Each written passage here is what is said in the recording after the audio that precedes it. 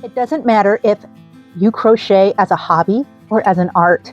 Chances are your crochet hooks not only hold personal significance to you, they are also a real extension of yourself with regards to the fiber craft that you do. So it's very important to understand the hooks that are available to you and how to utilize them. Hello, my name is Sig. Welcome to Crochet and Fiber. And as the tagline states, if crocheting is bad, I want to be good. So help me be a little naughty by tapping the subscribe bar, notification bell, and like buttons.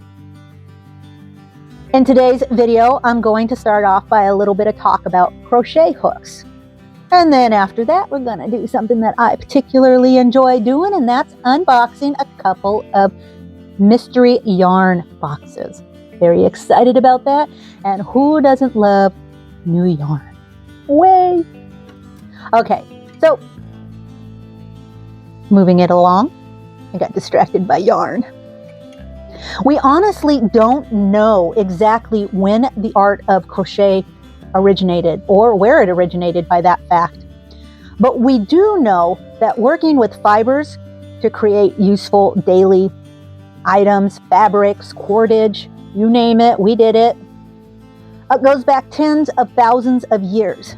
And in the big scheme of things, the art of crochet, while it's a very fascinating history, probably because there's not much of it to be found,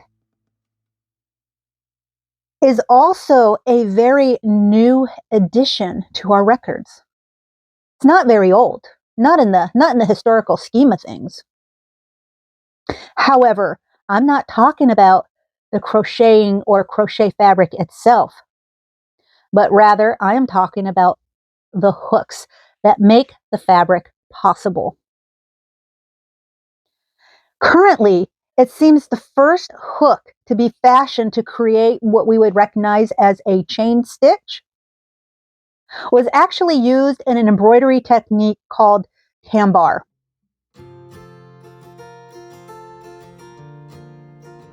Now for tambar, it required that you used a needle, but the needle had a very small hook at the end.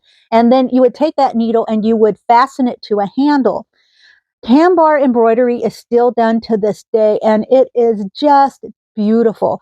But for most of us who aren't familiar with the various different embroidery techniques, the easiest or most recognizable thing I can give you is, you know, the punch embroidery that's kind of gotten popular in the last few years? That is pretty much tambar, or at least that part of it. There's a lot more to tambar than that, but that is basically the gist. At any rate, it came to Western Europe in the early to mid 1700s from the middle to far eastern countries. It didn't take long for it to become quite popular, especially in France. And in France, they called the hook, the needle, the hooked needle, they actually called that crochet. Crochet is a French word meaning little hook. And in time, this hook would actually be used to create, at the time, was considered a new form of lace, a crochet lace. And eventually, this kind of lace making would become accessible to anyone who is interested or needed to do it for whatever reason. It became available for a lot of different reasons that I won't get into, because we're trying to keep it on the subject of hooks, right? But it began with this particular hook. Now, with that said, the earliest use of a tool that more or less resembled what we might use as a crochet hook today to pretty much achieve those particular stitches was called a shepherd's knitting hook. And while we don't really know how long it's been around or how long it was used, the first mention of it, the first recorded mention of it, occurred in 1812. A woman by the name of Elizabeth Grant wrote a memoir. Her memoir was called Memoirs of a Highland Lady, and she spoke of this particular shepherd's knitting hook. She noted that the hook was fashioned from an old comb. And using woolen thread or yarn, one would make undergarments, knitted hats, and waistcoats using what we know today as short stitches. Now, for those of you who don't know what short stitches are, they're basically exactly what they sound like. Your short stitches are going to be like your single crochets, your slip stitches, and your chain stitches. And so these early Scottish hooks were basically the forerunner in many ways to what we consider to be crochet today, or at least our standard crochet that you would think of when you think in terms of crochet. Now, you don't hear the term shepherd's knitting hook very often. And if you think that's a system or a technique that has gone by way of antiquity, you would actually be wrong. Because in today's world of crochet, we actually know it as Bosnian crochet. Now, I mean, clearly there's some sort of connection because in Bosnia crochet, you use the same type of hook and it works off the premise of short stitches. So, what came first? I don't know. I mean, there's clearly a connection, but what that connection is, I don't think there's any really clear answer. So, right now, it's kind of a chicken or the egg kind of a thing at this point, and even then, that may not be true either. We're going to talk about hooks. And for that, I'm going to reposition the camera so that first I'm going to go over the anatomy of the hook because some of you are going to know this and some of you are not going to know this. And just knowing this is going to help you a bunch to improve your own personal practice of crochet. So to discuss the anatomy of a crochet hook, I'm just going to use my big fatty here. And I'm going to first talk about how the hook is really interested in that a lot part of it is really described in terms of human anatomy. So, for example, this part of the hook is considered the head or called the head. This little front part of the hook is called the nose or the lips. And then this part of the hook right here is going to be referred to as the well, or more commonly referred to as the throat. Now, this part is going to be your shaft. So when you're talking about the thickness of your shaft, you're going to begin right here where the hook has tapered up to the full or diameter of the body of the hook. And then this area is going to be referred to as the thumb rest. And then this bottom part of the shaft is actually referred to as the handle. So just knowing this simple terminology is going to help you understand your hook better. So, for example, you're going to have times when you're told your hook is an inline hook. Well, what does that mean, an inline hook? An inline hook means that your shaft is going to be in line with your hook all the way until it hits the tip of the head. So this is not an inline hook. And this hook, or this taper right here, is going to be referred to in a lot of different ways. And all you really need to know is that if it's not in line, then you know it's going to have some name attached to it that's going to refer to the fact that it's tapered. Now, depending on the hook and that you're using, some are going to have a pointed head and some are going to have a more rounded head.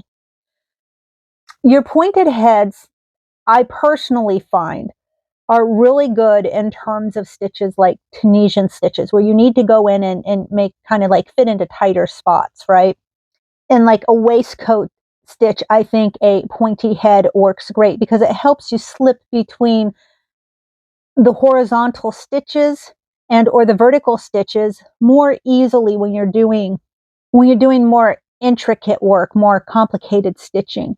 However, if you're doing basic stitching, I think a rounded head works just fine. It's going to do exactly what you need it to do. But that really comes down to preference. So you're going to want to try maybe some different hooks unless you get a hook that you already like immediately. Also, next, your throat, the throat of your hook. Some people like a shallow throat and other people like a really deep throat. Again, that really depends on the yarn and what it is you're actually using your hook for, the application of your hook. So, for example, if I am working with a nooking stitch, I really want a nice deep throat, and I want a very pointed nose or lip. It also doesn't hurt to have a pointed head. That's just the way I like to work. So this is going to be a more chunkier version of a standard hook, but I'll just show you a smaller one. Same difference. So you can see how that hook goes. Again, it's a more shallow throat, and you don't really need a deep throat because you're not really hooking on too much, and you don't really need to accommodate a lot of yarn, because this is a good hook size for like your medium weight or a slightly smaller weight yarn, maybe a 3 at most. And then again, this is not an inline hook, and you can see how the head tapers forward. And for what I use this particular hook for, that's great for me. And then of course you see the shaft, the thumb rest, and then of course the body or the handle. This hook right here is a steel hook. So this hook is made from aluminum. This hook is made from plastic. This hook is going to be made from steel because steel is a harder, more durable metal to work with. It's in terms of your lace work. And you can see how small the head of that is, the small tiny hook. And now when you're talking like to go back a little bit to the tambour needle, this is kind of what you would expect. This is kind of the tip size you would expect to see on one of those. Although some of the older hooks, if you remember back to some of the images that you saw in the earlier part of this video, they literally have a round hooky hook. You know, I mean, yeah, so you could really use any hook. It's really going to come down to what works best, what's most comfortable. So the first type of Tunisian hook you're probably going to be most familiar with is this long aluminum hook. They typically come in different lengths. I like to have a nice aluminum or metal hook. And I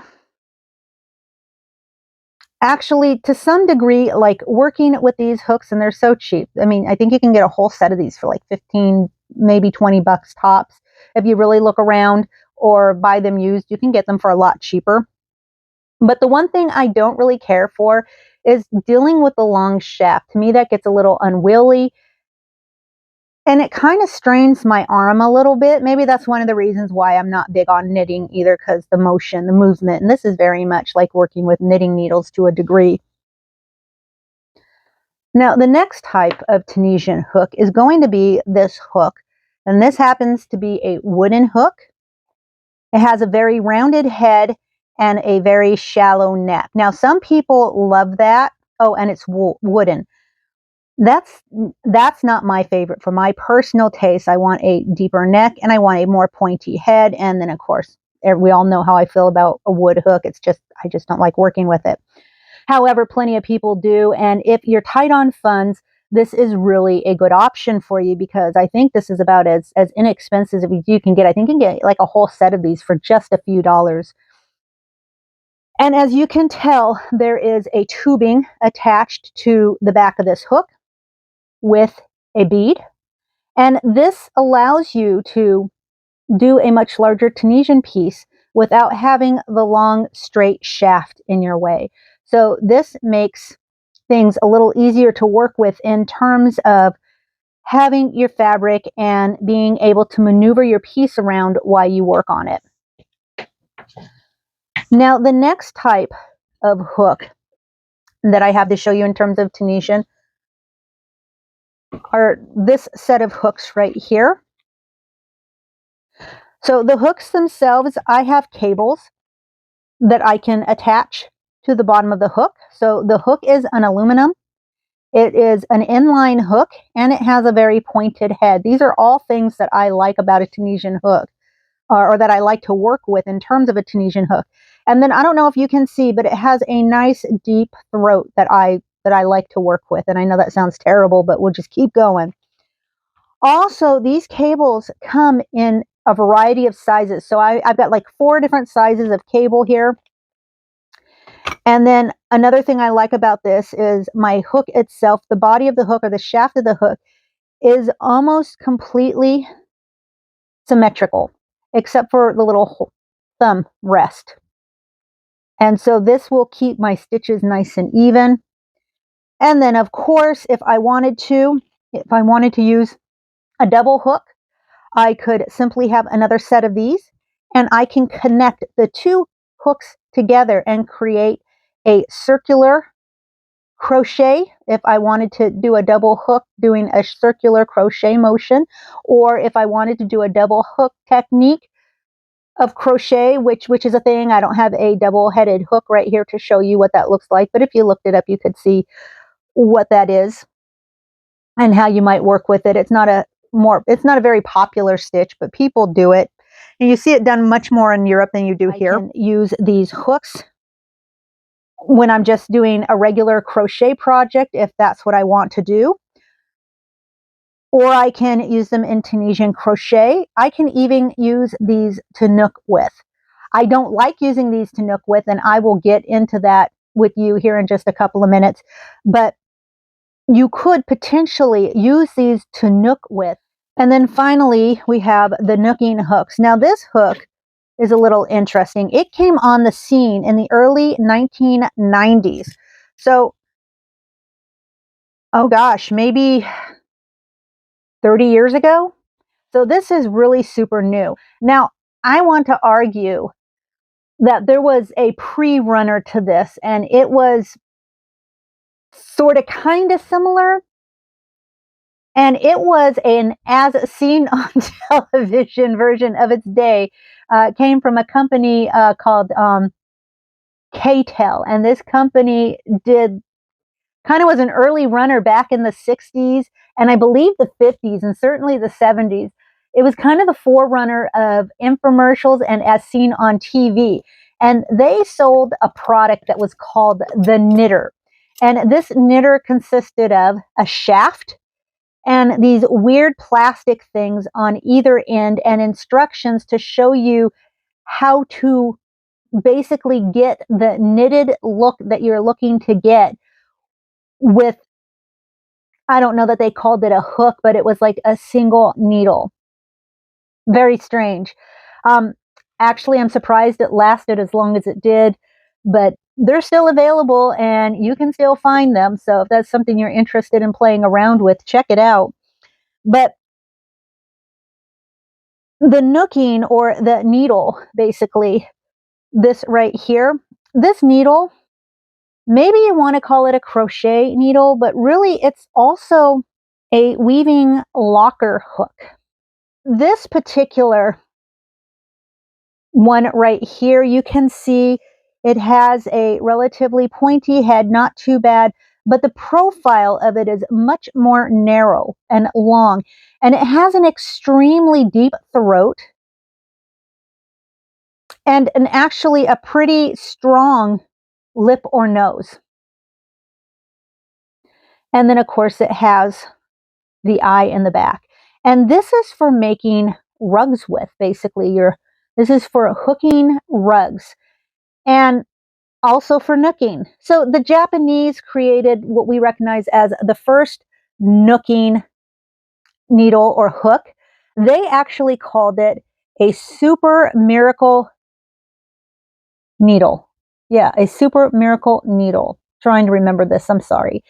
And they either figured out or learned how to basically knit with a hook, with this locker hook.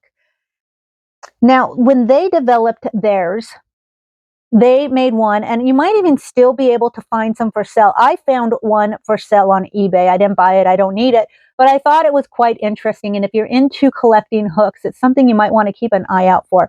But it's basically a plastic crochet hook with an eye on the end, and they threaded it with a shoelace, basically.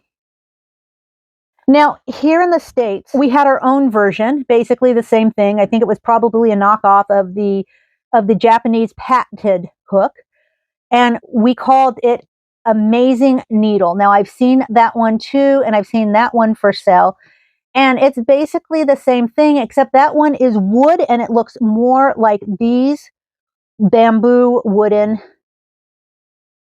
nooking hooks that you might get in a basic nooking hook kit. And again, you have your hole, you take your cord and you just thread it through, and then you tie. Now, nooking is not very popular. It's been kind of out of fashion for a while. It came in, it was popular, towards the late 90s, early 2000s. And then it just kind of fell from fashion. So it's a little hard to find a wide array of hooks. You really kind of have to look for them. But at least the basic sized hooks, right here, you have a 6, a 4, and a 2.75 millimeter hooks. These will cover the majority of your basic needs in terms of your worsted weight yarns all the way down to your sock weights or fine yarns. You're going to be fine with just these three. And you can find these three for sale under Nooking Hook. They sell them under Nooking Hook. They sell them under Locking Hook. Or Locker Hook, sorry, not Locking Hook, Locker Hook. They sell them under that name. You can find them under the name of Weaving Locker Hook, Knitter's Crochet Needle. Sometimes you see the Knitter's Crochet Needle and it looks like what you need, except it's missing a hole. Now, if you already have wooden hooks, you could probably just put a hole in it if you have someone who's handy with a drill and they want to go that route. Another route you could go is with your Tunisian hook. If you have one that has a cording or some kind of interchangeable cording on the back.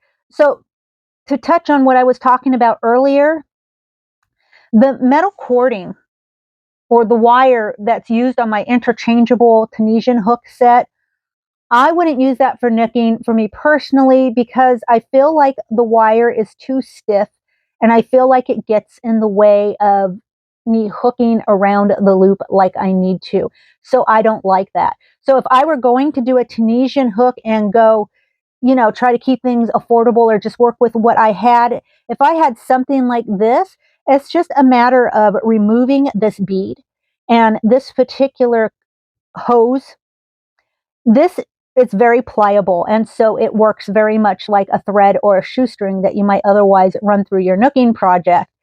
And then, of course, you have your hook. Now, I personally would want to avoid using this for me because for my style of crocheting, the neck is just not deep enough. The throat's not deep enough for me. And so I feel like it slows up my nooking process because I can't hook as quickly as I would like to in order to maintain my personal flow and speed. But in terms of the hosing, in lieu of using a thread, or rather a yarn or a shoelace, the hosing is fine. I thought the hosing wasn't a problem at all. So now with my interchangeable Tunisian hooks, you're going to see certain companies that sell those crochet hooks or a similar kind of hook where it's got the interchangeable cables. They're going to let you know that you can use that for nooking as well if that's what you choose to do. But after trying the different hooks and the different ways of nooking, I actually have come to the idea that I just really like working with these locker hooks. Now I've got a couple of more nooking hooks on order. I'm waiting to get them in. They're larger hooks, and so and they're specifically designed for nooking. So we'll see how they go in terms of their size. But for the basic hook, this is what I like, and this is what I personally would recommend. However, that doesn't negate any of the other hooks that I showed you. They work perfectly fine. You just have to try out maybe a couple of them and see which ones you like the best. Okay, so I hope that information about the hooks and being able to see some examples of that, whether it be in the images I gave you or just going through some of the hooks that I actually have personally, was helpful. I hope my explanation was helpful. If it wasn't, just drop me a question in the comments below and I will answer it as best as I can. Now, let's do yarn. The yarn this month is from Melissa's Yarn Barn. She's an indie dyer, and I purchased several mystery boxes from her, and these mystery boxes are based on seasons. I'm not going to open them all for you today, but what I am going to do is I'm going to open two of them. There's a Valentine mystery box, and then there is a springtime mystery box. And they're not really boxes. They're separated, but they were all put into one bag. Of course, it's to save shipping. I don't really need a box. So what I'm going to do is I've got my bag right here. And I know that the first two yarns in this bag are mystery yarns for spring and Valentine's. So I'm going to go ahead, I'm going to pull those out, and then I'll try to put the rest of this bag back because I don't want to see what the other yarns look like.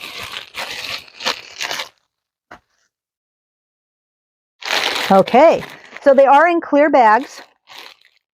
And the first one I got here, and I'm terribly sorry for the crinkly sound, is my Valentine box. So let me go ahead and open that.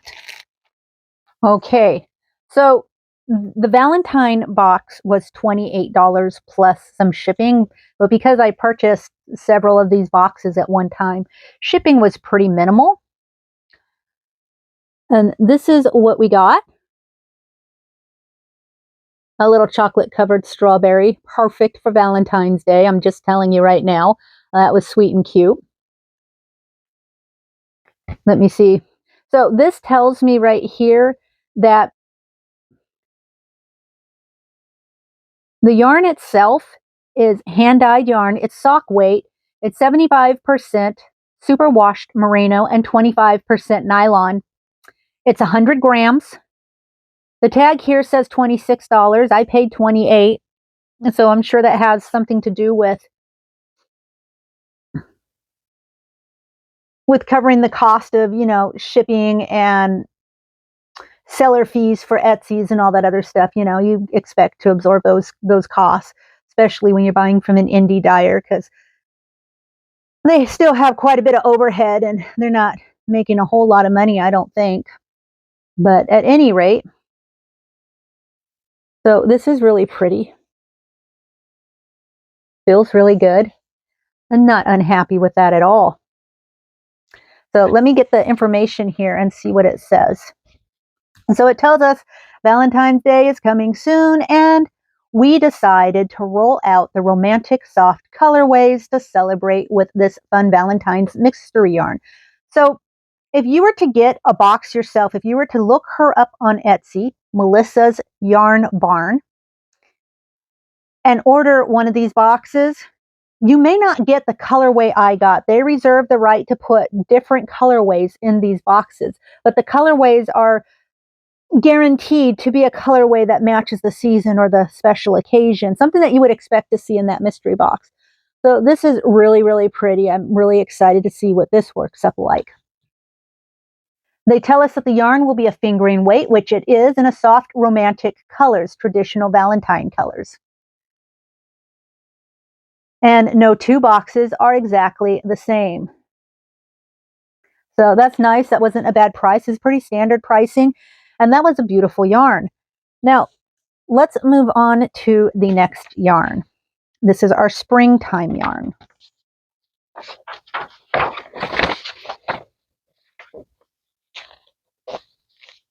So they tell us spring edition. This is geared for those nice spring days. The snow is melting, the grass is turning green, and we've started checking our flower beds for the first signs of the hyacinths, tulips, crocuses, and peonies. You'll get a mystery skein of spring yarn and a pastel, warmer colors and the random set of stitch markers. Yarn weight will be randomly chosen. So I'm not entirely sure what that means, but I guess we'll find out here in a minute, or maybe it means exactly what it means. So you probably get, I'm going to guess you're probably going to get at least 100 grams because that box I paid $32 for. So I can't imagine not getting 100 grams for $32. And this is the colorway. This is the little stitch markers. It got an avocado and a flower. So that's cute. I got this ever-growing collection of stitch markers. I have no idea what I'm going to do with, but I got them. And that's really pretty. That's super bright. It's going to be really interesting to see how that works up. It's going to clearly be, you know, lots of little stripes and speckles. Nice. Also included, so this one was $32. And also included is this fabric swatch.